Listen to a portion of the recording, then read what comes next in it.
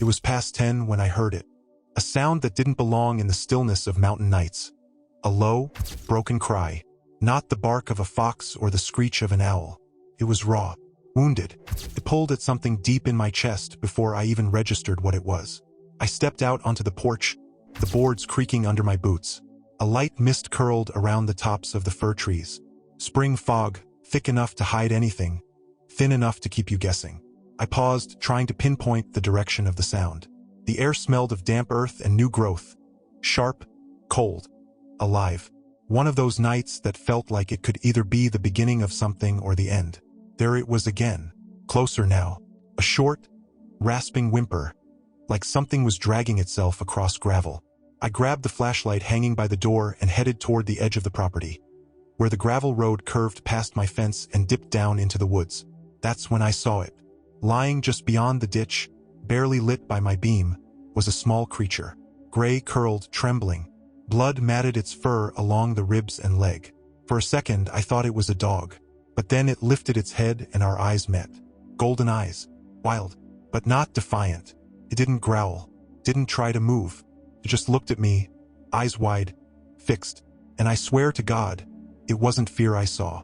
It was pleading. A wolf cub. I froze. Every instinct screamed at me to back away. Wolves don't just show up alone. Where there's a pup, there's a mother. And a mother wolf doesn't negotiate. And the fact that this one was alone, that made it even worse. Something had gone very wrong out there. I stood there, the light shaking in my hand. My breath puffed out in cold clouds. Behind me, the woods held their breath. You could feel it, that quiet before everything decides whether it's going to fight or run. What the hell do I do? I muttered. The cub whimpered again. A weak sound, more air than voice. The kind of sound a creature makes when it's run out of ways to survive but still hasn't given up. I squatted slowly, careful not to make sudden moves. Where's your family? No answer, obviously. Just the rise and fall of its chest. Shallow, unsteady. One ear was torn and folded back. This front paw looked bent at a bad angle. It had fought, that much was clear. Fought and lost. I looked around, nothing. No shadows moving through the trees. No glowing eyes in the dark. The silence was complete. A kind of silence you only get in the mountains, where even nature knows when to hold its breath. I can't believe I'm doing this, I muttered and stepped over the ditch. I took off my jacket and wrapped it around the cub, trying not to touch the wounds. It barely reacted, just a shiver. The walk back felt like miles. Every crunch of gravel under my boots echoed. I kept glancing over my shoulder, expecting to see a shape in the fog. My arms ached from tension more than from weight. Jenny met me at the porch, eyes wide. What is that? Wolf cub, I said. Badly hurt. She blinked. Are you serious? I nodded. It didn't run. It just looked at me, like it knew I could help. Jenny's face tightened. And what if the mother shows up? We've got kids in the house. I know. I looked down at the bundle in my arms. But I couldn't leave it there. It's dying, Jen. She glanced toward the woods, then back at me. Just keep it in the shed. Lock the door. That shed hadn't been used for anything but tools in years. I cleared a corner, set down an old dog bed we hadn't thrown out, and laid the cub there. It was breathing, but just barely. I could see the ribs rise, pause, rise again. Too slow, too shallow. I found a bowl, filled it with water, and slid it near the pup. It didn't move. I went back to the house, grabbed some towels, and patted the space around it. Jenny watched from the doorway, arms crossed, but she didn't stop me. Inside the house, Jenny was pacing. Do we call someone? Animal control. And tell them what? That I brought home a wolf. She didn't answer, just rubbed her forehead and walked into the kitchen. We didn't sleep much that night. I kept waking up to every sound, every snap of a branch, every gust of wind. Jenny finally gave up around 4 and made coffee. The kids were asleep, thankfully. If they saw what I brought home, then, just before dawn, it started. A howl. Low. Long, too close. Then another. And another. Jenny gripped my arm. They're here. I nodded slowly. The hair on my neck stood up. I stepped out onto the porch again, heart pounding. The fog hadn't lifted, but the howls were moving, circling. They weren't random. They were calling, searching. Somewhere out there, a pack was looking for one of their own, and I was holding it hostage. I stepped down onto the grass and walked around the side of the shed. The cub hadn't moved. still curled, eyes closed.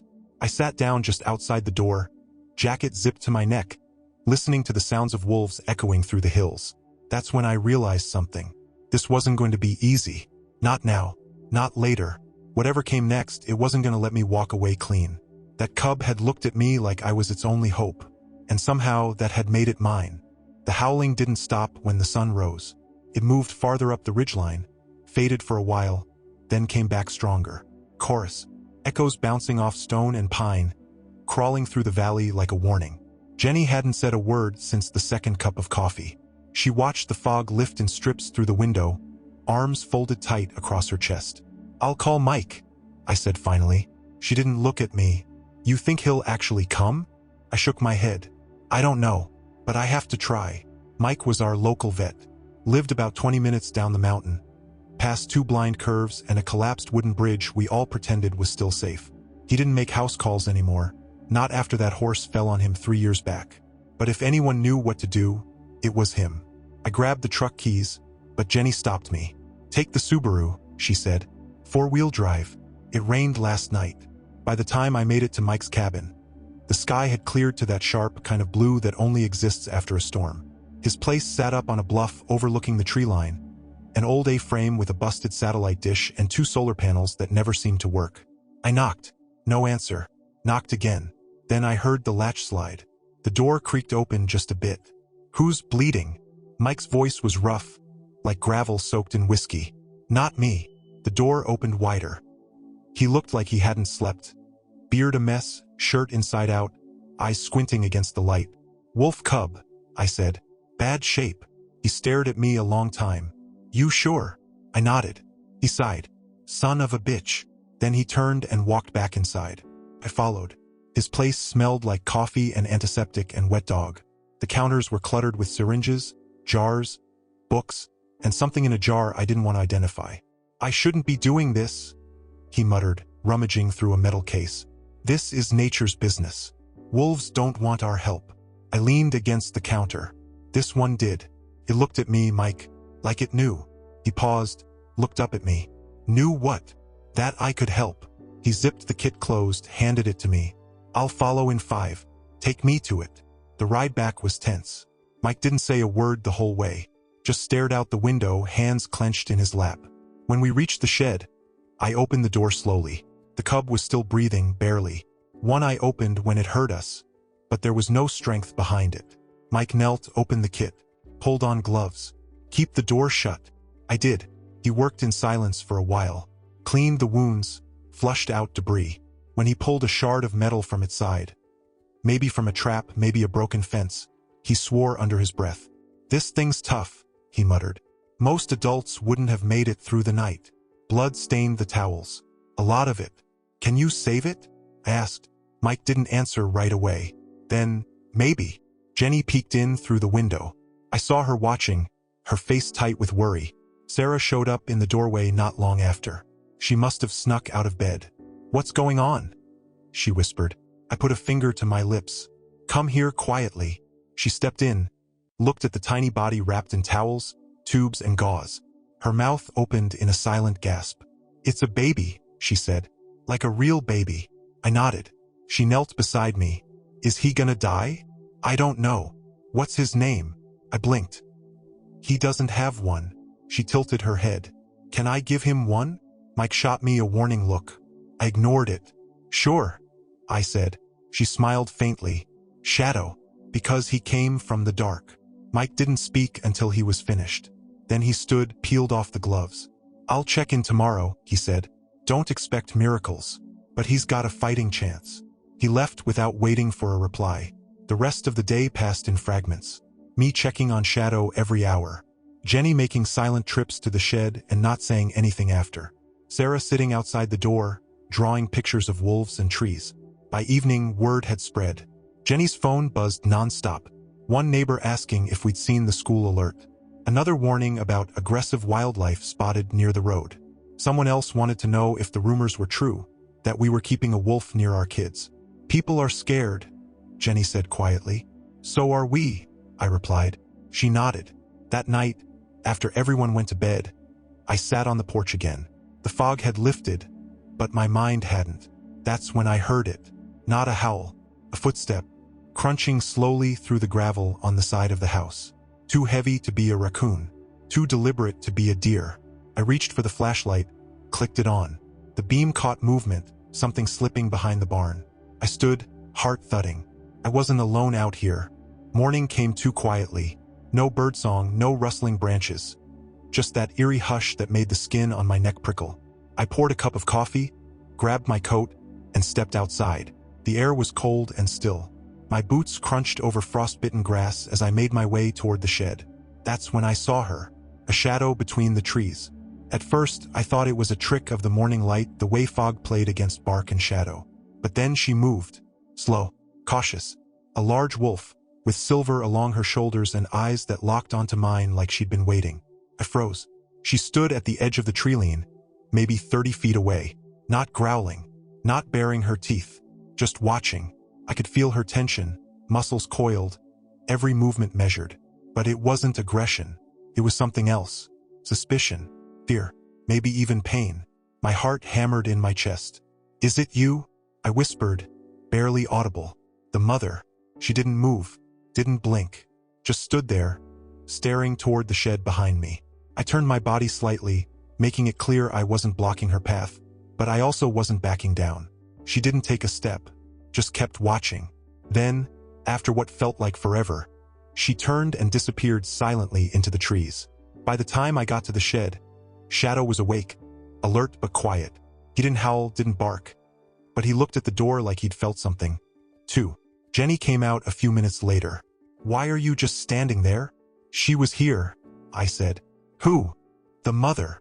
She went still. "Did she attack?" "No. She just watched." "Jesus." Jenny rubbed her arms like she was cold. "You think she's coming back?" "I don't know. But she knew where to look." We didn't talk much over breakfast. Sarah sensed the tension but didn't say anything. She kept glancing toward the window. Around noon, the sheriff's truck pulled up. Richard climbed out like he owned the mountain, boots heavy on the gravel. He knocked, but barely waited before opening the screen door. "Morning," he said. "Mind if I come in?" I nodded.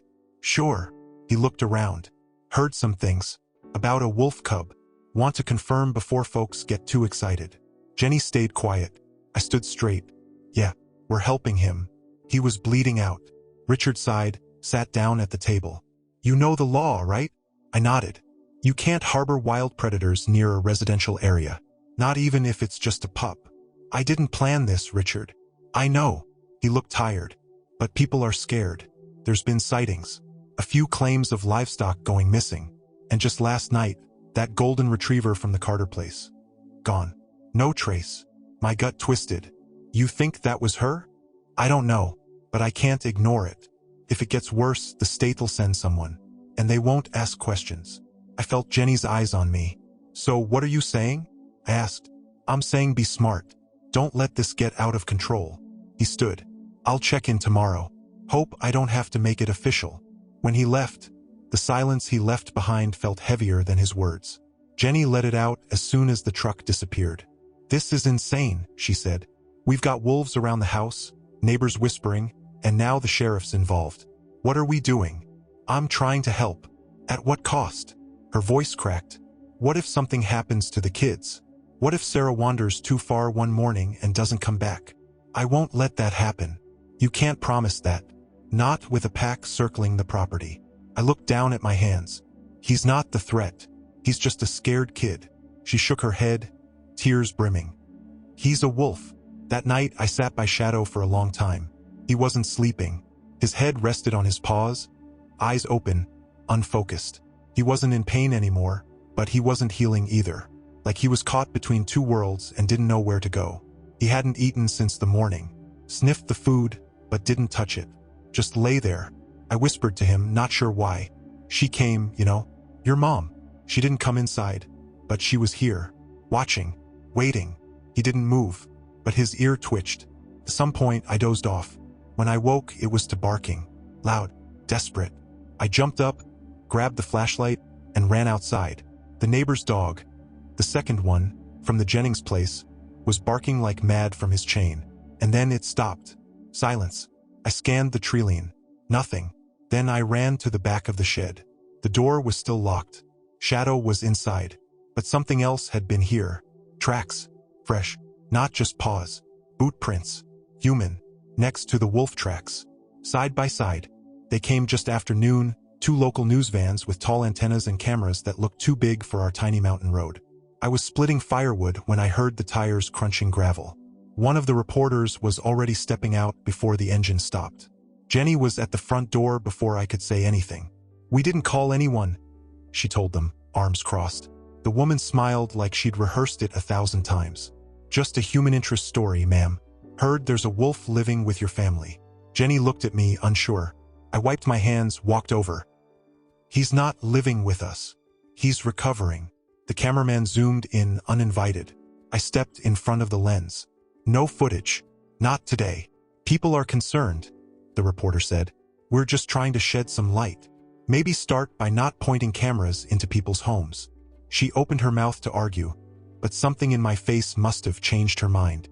She nodded stiffly and backed off. They left without another word. But the damage was done. By evening, the phones wouldn't stop ringing. Neighbors, strangers, one guy from across the state screaming about endangering children. That night, Jenny sat on the couch, arms wrapped around her knees. "They're going to take him, aren't they?" I didn't answer. I didn't know. Sarah came home from school the next day in tears. "They said you're going to get eaten by your own pet," she sobbed. "They said wolves kill babies." Jenny hugged her tight. I sat beside them, feeling more useless than I ever had. "Do you want me to get rid of him?" I asked quietly. Sarah wiped her nose, eyes red. "No, he needs us. He doesn't even have anyone." Her words stayed with me all night. The next morning, I carried Shadow out to the edge of the woods. He was stronger now, though still thin. He looked around, ears twitching, nose in the wind. "She's probably close," I said. "You could go. I won't stop you." He looked at me, didn't move. Then I saw her, just like before, behind the trees. Shadow whined, stood, took a step. But she didn't come closer. She didn't call, just watched. Shadow sat down. I waited a while, then carried him back. Later that evening, I called Mike. He came by after dark. We stood out back, watching the shed. "She won't take him," I said. "I don't get it." "She's watching, testing," Mike said. "She doesn't trust us." "Maybe she's right." I nodded. "I don't know what to do anymore." Mike looked at me for a long time. "You're not just helping an animal. You're challenging something bigger. We either find a way to live with what we fear or we kill it." That night, the power cut out. I was in the kitchen when everything went dark. The hum of the fridge died. Lights blinked off. Outside, I heard a bang. Then another. Jenny ran in. "What was that?" "I don't know." I grabbed the flashlight and headed toward the shed. The door was open. Shadow was gone. I followed tracks through the mud. They led behind the barn, through the fence. Trees loomed like walls. The air felt electric. Then they vanished. Not just the wolf tracks, human ones too. I ran back, checked the breaker. It had been smashed. Not tripped. Smashed. Someone had done this. Jenny was pale. "You think someone took him?" "I think he ran. Maybe both." The next morning, I found the trail. Tiny paw prints, spaced far apart, like he'd been running. Heading toward the ridge, but not where the pack had been before. He wasn't going home. He was going somewhere else. And I didn't know if I'd ever see him again. We left before sunrise. The fog clung low over the ground, thick as breath on glass, and the sky had just started to shift from black to dark blue.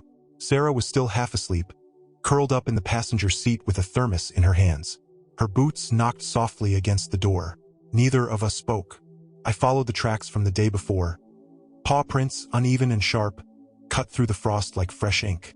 They headed north, toward the upper ridge. Not where we'd seen the pack. Not anywhere close. Just deeper. "Why did he run?" Sarah asked eventually. I didn't answer right away.